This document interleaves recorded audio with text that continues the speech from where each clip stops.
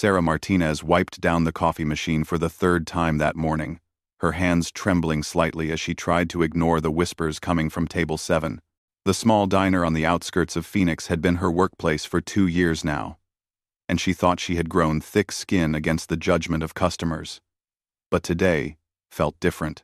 The tattoo on her left forearm was visible beneath her rolled-up sleeves, a detailed military insignia intertwined with a name and dates that held more meaning than anyone in this diner could possibly understand. She had stopped trying to hide it months ago, tired of the constant tugging at fabric and the suffocating feeling of shame that wasn't even hers to carry. At Table 7, 3 middle-aged women in expensive athleisure wear continued their commentary, their voices carrying just loud enough for Sarah to hear every word. They had been regulars for about 6 months, always ordering the same salads, always leaving minimal tips, and always finding something to complain about. "I just don't understand why people do that to themselves," the blonde one said, gesturing vaguely in Sarah's direction, while stirring artificial sweetener into her coffee. "Especially women. It's so unprofessional." The brunette nodded enthusiastically, her diamond earrings catching the afternoon light streaming through the diner's windows. "And did you see what it says? Probably some boyfriend's name she'll regret in a few years. These young people have no sense of permanence." Sarah felt her cheeks burn, but she forced herself to continue working. She had learned long ago that responding only made things worse. The third woman, a redhead with perfectly manicured nails, leaned forward conspiratorially. "My daughter wanted to get one for her 18th birthday," she whispered loudly. "I told her over my dead body. What kind of respectable man wants to marry a woman with tattoos? It screams poor decision-making." The coffee pot in Sarah's hand grew heavier with each word. She set it down carefully on the counter, taking a deep breath through her nose, the way her therapist had taught her. "Count to 10, she reminded herself. "These women don't know your story." But their words hit deeper than they realized. Sarah's tattoo wasn't the result of a teenage rebellion or a romantic whim. The intricate design on her forearm told a story of love, loss, and honor that she carried with her every single day. The name inked in elegant script wasn't a boyfriend's name that she would later regret, it was her brother Miguel's name, along with the dates of his birth and death and the insignia of the Marine Corps unit he had died serving. Miguel Martinez had been Sarah's hero long before he enlisted. 4 years older than her, he had been the one to walk her to school when their mother worked double shifts at the hospital. He had taught her to ride a bike, helped her with homework, and scared away the neighborhood bullies who thought they could pick on the quiet girl with the second-hand clothes. When Miguel announced his intention to join the Marines right after high school, Sarah had been devastated. Their family had already sacrificed so much. Their father had died in a construction accident when Sarah was only 8, leaving their mother to raise 2 children on a nurse's salary. The idea of Miguel leaving for military service felt like another loss they couldn't afford. But Miguel had been determined. He wanted to serve his country, and he wanted to use the military to pay for college so he could come back and help take care of their mother. He had dreams of becoming an engineer, of building bridges that would last for generations. His optimism was infectious. And eventually, even Sarah had been caught up in his vision of the future. The day he left for boot camp, Sarah was 17 and working part-time at a grocery store to help with household expenses. Miguel had hugged her tight at the bus station, promising to write every week and to come home safely. He had kept the first promise religiously. Letters arrived like clockwork, filled with stories about his training, his fellow Marines, and his excitement about his upcoming deployment. The second promise had been beyond his control to keep. Sarah blinked back tears as she remembered the morning the Marines had come to their door. She had been getting ready for school when she heard the doorbell ring, followed by her mother's anguished cry. The sound had stopped Sarah's heart before she even knew what was happening. Miguel had been killed by an improvised explosive device while on patrol in Afghanistan. He had been just 22 years old, with his whole life ahead of him. The Marines who delivered the news spoke of his bravery, his dedication to his unit, and the sacrifice he had made in service to his country. They presented Sarah's mother with a folded flag and promised that Miguel's death had not been in vain. The funeral had been a blur of uniforms, tears, and overwhelming grief. Sarah remembered the 21-gun salute, the way her mother had clutched the flag to her chest, and the seemingly endless line of people who came to pay their respects. Many of them were Marines who had served with Miguel, young men and women who spoke of his kindness, his sense of humor, and his unwavering loyalty to his brothers and sisters in arms. It was during that dark period that Sarah had decided to get the tattoo. Some people might have seen it as an impulsive decision made in grief, but for Sarah, it had been a carefully considered choice. She wanted to carry a piece of Miguel with her always, to honor his memory and his service in a way that was visible to the world. She had saved for months to afford the work from a respected tattoo artist who specialized in memorial pieces. The design had been her own creation. Miguel's name in script that echoed his own handwriting, surrounded by the eagle, globe, and anchor emblem of the Marines, along with his dates of service and a small American flag. The artist had worked with her to ensure every detail was perfect, understanding the sacred nature of what he was creating. The tattoo had been painful, but Sarah had welcomed the physical discomfort as a way to honor Miguel's own pain and sacrifice. When it was finished, she had felt a sense of completion, as if she had finally found a way to keep her brother close even though he was gone. Now, 3 years later, she wore that tattoo as a badge of honor, even when others saw it as a mark of shame. Miguel's memory deserved better than to be hidden away because of other people's judgments and assumptions. The women at table 7 were still talking, their conversation having moved on to criticizing the coffee temperature and speculating about whether Sarah had finished high school. Sarah continued her work, clearing tables and refilling sugar dispensers, trying to focus on the mechanical tasks that kept her hands busy and her mind occupied. The afternoon rush was beginning to pick up when the bell above the diner's door chimed, announcing another customer.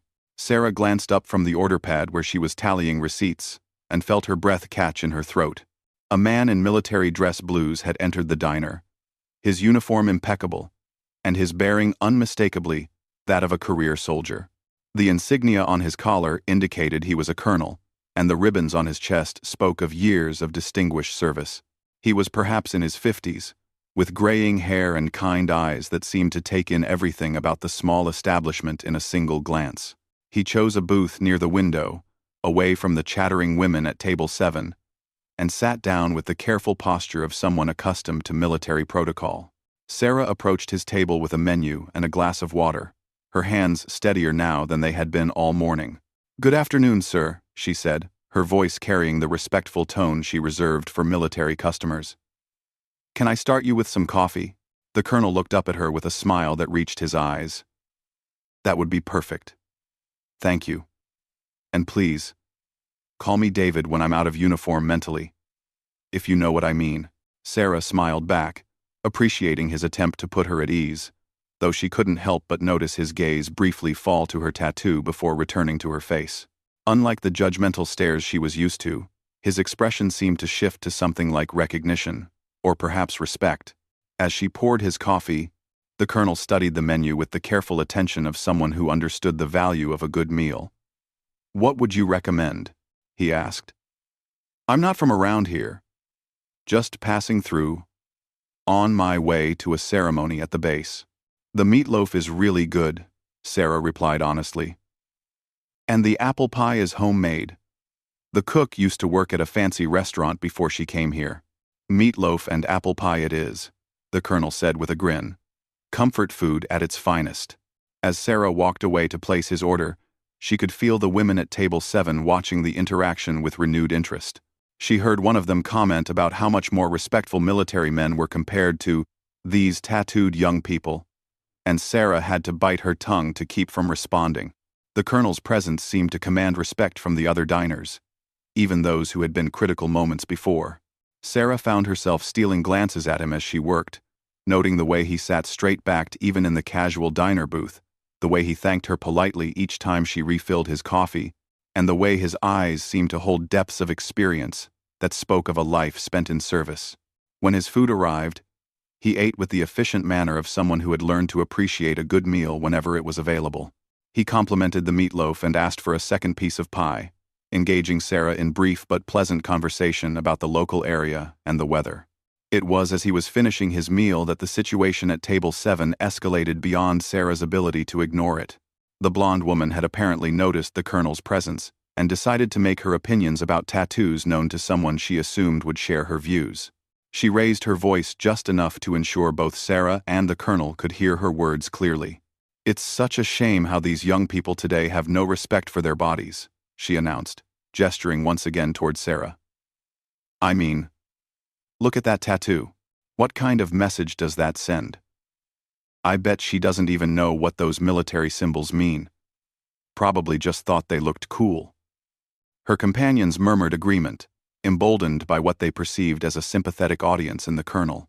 The brunette added her own commentary about the decline of professional standards and the need for stricter dress codes in the service industry. Sarah felt her face flush with a combination of anger and humiliation. She had endured this kind of judgment before, but something about having it happen in front of a military officer, someone who might actually understand the significance of her tattoo, made it feel particularly cruel. She was about to retreat to the kitchen when the colonel's voice cut through the women's chatter like a knife through butter. "Excuse me, ladies," he said, his tone polite but carrying an unmistakable authority. "I couldn't help but overhear your conversation, and I think there might be something you should know." The diner fell silent as Colonel David Harrison's words hung in the air. The three women at table 7 turned toward him with expressions of surprise and curiosity, clearly expecting validation of their opinions from someone in uniform. Sarah froze near the coffee station, her heart pounding as she wondered what was about to unfold. The colonel rose from his booth with the fluid grace of someone accustomed to command presence. His dress blue uniform was pristine, every ribbon and insignia perfectly positioned, and the way he carried himself spoke of decades of military service. He walked slowly toward table 7, his eyes never leaving the three women who had been so vocal in their criticism. "I served 32 years in the United States Marine Corps," he began, his voice carrying easily through the small diner. "I've seen a lot of things in that time, met a lot of people, and learned to recognize honor when I see it." The blonde woman straightened in her seat, a smug smile playing at the corners of her mouth. "Well, exactly," she said. "Someone like you understands the importance of proper appearance and respect for tradition. You can see what I mean about people like her." She gestured toward Sarah, who stood motionless beside the coffee station, her face pale and her hands clenched at her sides. The colonel followed the woman's gesture, and his expression softened as his eyes met Sarah's for a brief moment.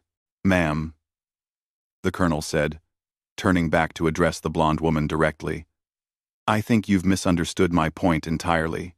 The confidence in the woman's expression began to waver as she registered the colonel's tone, which had shifted from polite to something much more serious. "That young woman," the colonel continued, nodding toward Sarah, "is wearing one of the most meaningful tattoos I've ever seen. Do you know what those symbols represent?" The three women exchanged uncertain glances. The brunette cleared her throat nervously. "Well, some sort of military thing, I assume.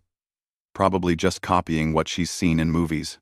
"Those symbols," the colonel said, his voice gaining strength and conviction, "represent the eagle, globe, and anchor of the United States Marine Corps.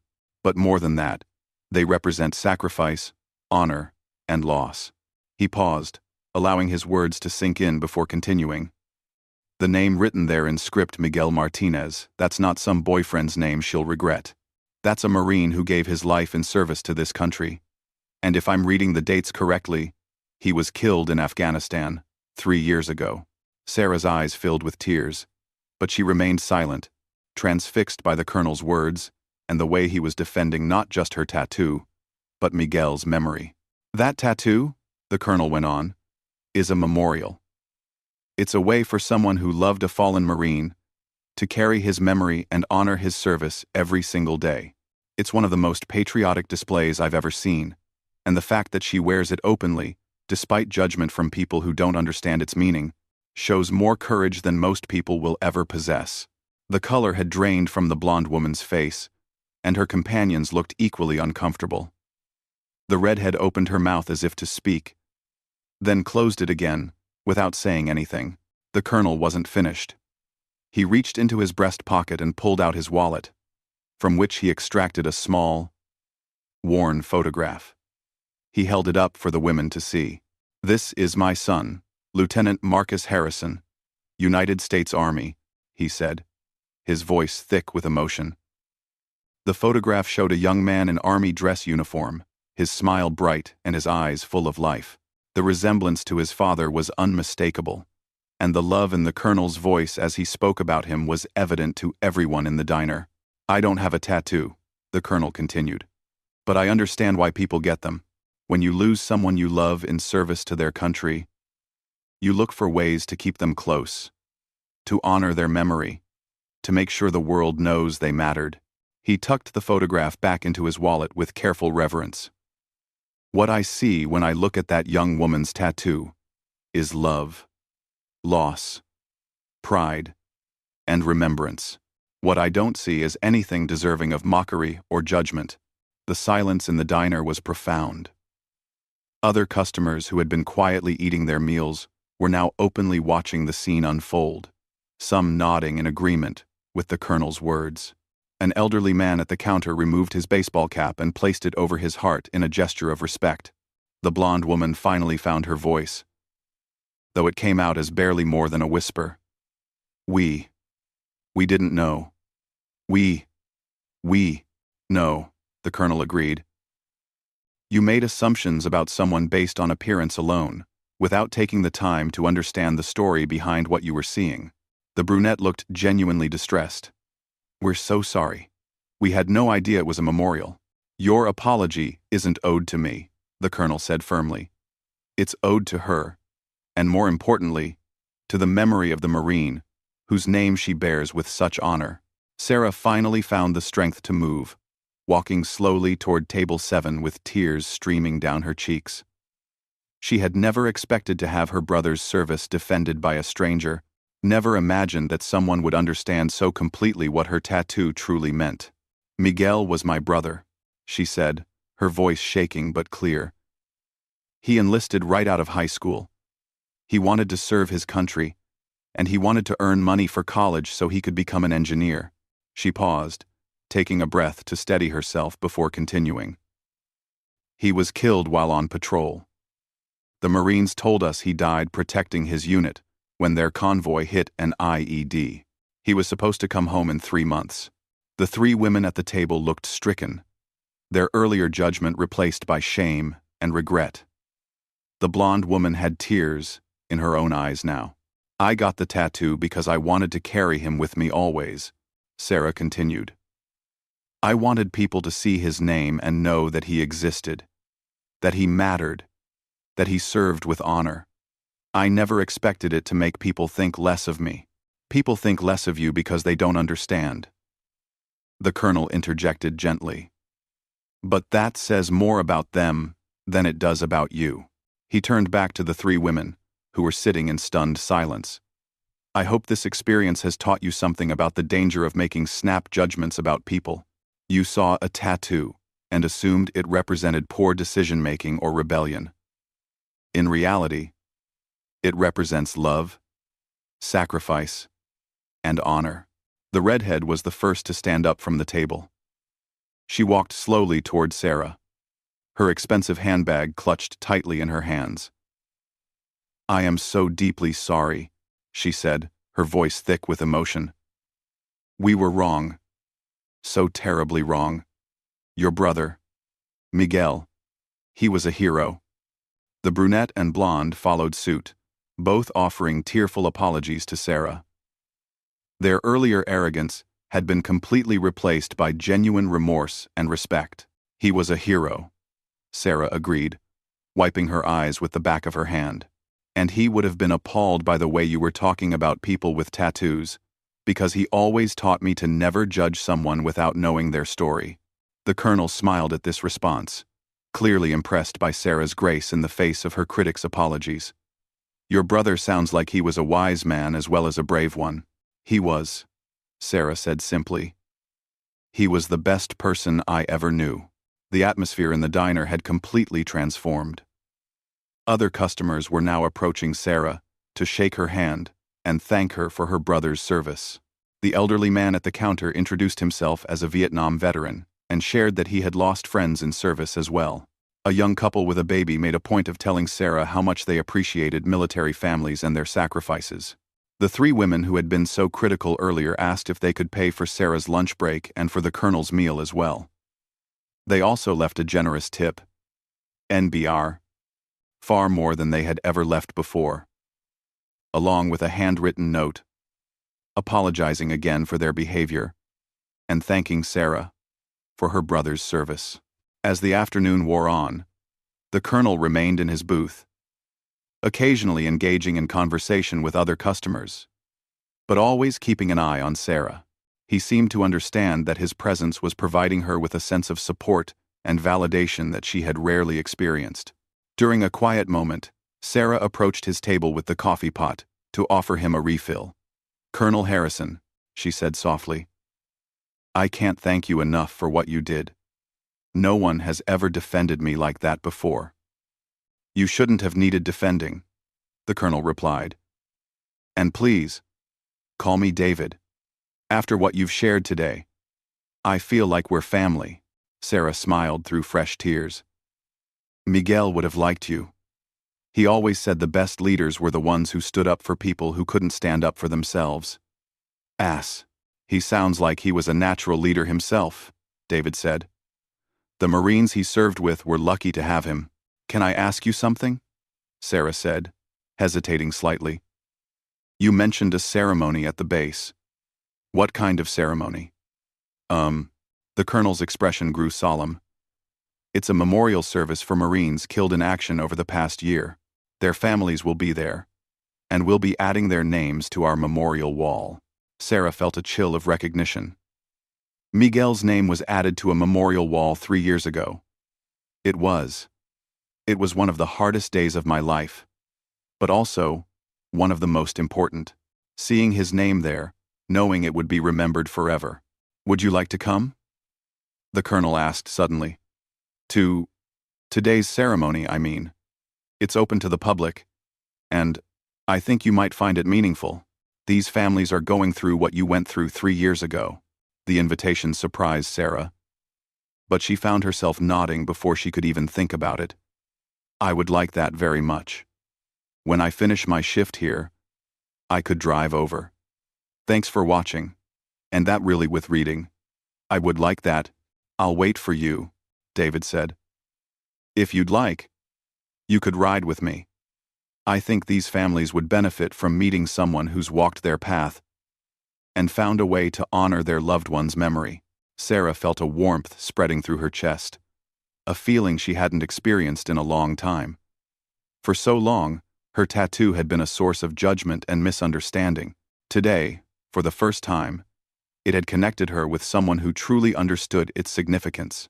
As the afternoon rush continued, Sarah worked with renewed energy. The other customers treated her with a respect and kindness she had rarely experienced, and several made a point of asking about Miguel and thanking her for sharing his story. When her shift ended at 4 o'clock, Sarah changed out of her uniform and met Colonel Harrison at his car, a modest sedan that spoke to his practical nature, rather than any need to display his rank. As they drove toward the Marine base, she found herself talking about Miguel in ways she hadn't been able to for years. She told David about Miguel's sense of humor, his protectiveness toward their mother, his dreams of building bridges that would last forever. She shared memories of their childhood, stories about his basic training, and the pride she had felt when he graduated and earned his Eagle, Globe, and Anchor. In return, David shared stories about his son Marcus, about the pride and fear that came with having a child in military service, and about the ways he had learned to honor his son's memory while continuing to serve others. By the time they reached the base, Sarah felt as though she had found not just an understanding ear, but a true friend who comprehended the unique grief and pride that came with losing someone in military service. The Marine base was a world unto itself, with its pristine buildings, perfectly maintained grounds, and the unmistakable presence of discipline and honor that permeated everything. Sarah had never been on a military installation before, and she felt a mixture of awe and sadness as she realized this was the kind of environment where Miguel had trained and prepared for his final deployment. Colonel David Harrison guided her through the security checkpoint with the ease of someone who had done this countless times. The guards recognized him immediately and treated Sarah with the courtesy extended to his guest. As they walked toward the memorial plaza, David explained what she could expect from the ceremony. "There will be about 50 families here today," he said, his voice gentle but informative. "Some are parents, some are spouses, some are siblings like yourself. The Marines, whose names are being added to the wall, served in various capacities, but they all made the ultimate sacrifice." Sarah nodded, her throat tight with emotion. She touched her tattoo unconsciously, a gesture that had become as natural as breathing whenever she thought about Miguel. The memorial plaza was a beautiful space, designed with the solemnity and respect befitting its purpose. The black granite wall bore hundreds of names, each one representing a life cut short in service to the country. Flowers, small American flags, and personal mementos had been placed at the base of the wall by visitors who came to remember and honor the fallen. Families were beginning to gather, and Sarah could immediately recognize the particular grief that marked those who had lost someone in military service. There was a dignity to their bearing, a pride mixed with profound sadness that she knew intimately. Children in dress clothes stood quietly beside parents, some too young to fully understand the ceremony, but old enough to sense its importance. "Colonel Harrison," a voice called out, and they turned to see a Marine captain approaching. "Sir, we're ready to begin whenever you are." David nodded, then turned to Sarah. "I need to participate in the ceremony itself, but I want you to stay close. I think meeting you will mean a lot to these families." As the ceremony began, Sarah found herself deeply moved by the rituals and traditions that honored the fallen Marines. The precision of the honor guard, the solemn reading of names, and the presentation of memorial plaques to family members all spoke to a commitment to remember and honor those who had given their lives. When Miguel's name had been added to a similar wall 3 years earlier, Sarah had been too overwhelmed by grief to fully appreciate the significance of the ceremony. Today, with the perspective that time and healing had provided, she could see how important these traditions were for preserving memory and providing comfort to the bereaved.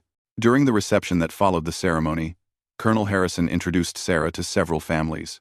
Her presence seemed to offer them something unique, proof that it was possible to carry grief and honor together, to find ways to keep their loved ones' memories alive, even in the face of judgment and misunderstanding.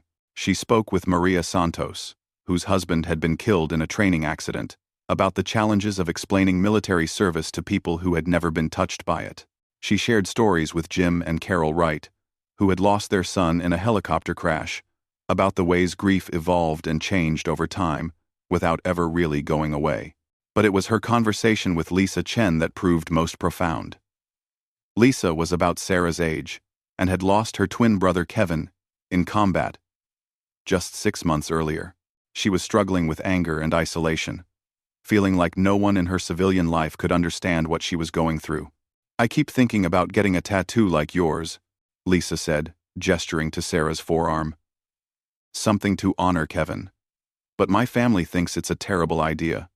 They say it's not ladylike, that it won't help me move on." Sarah smiled sadly, recognizing her own struggles in Lisa's words. 3 years ago, I thought this tattoo would help other people understand how much Miguel meant to me. I thought it would honor his service and keep his memory alive. I never expected it to become a source of judgment and criticism." "Do you regret it?" Lisa asked. "Never," Sarah replied without hesitation. "Today proved to me that the right people who matter, they understand. The people who judge don't know Miguel's story, don't know what this tattoo really means. Their opinions say more about them than about me." Lisa's eyes filled with tears. "Kevin always said I was the strongest person he knew. He used to joke that I could handle anything except being separated from him."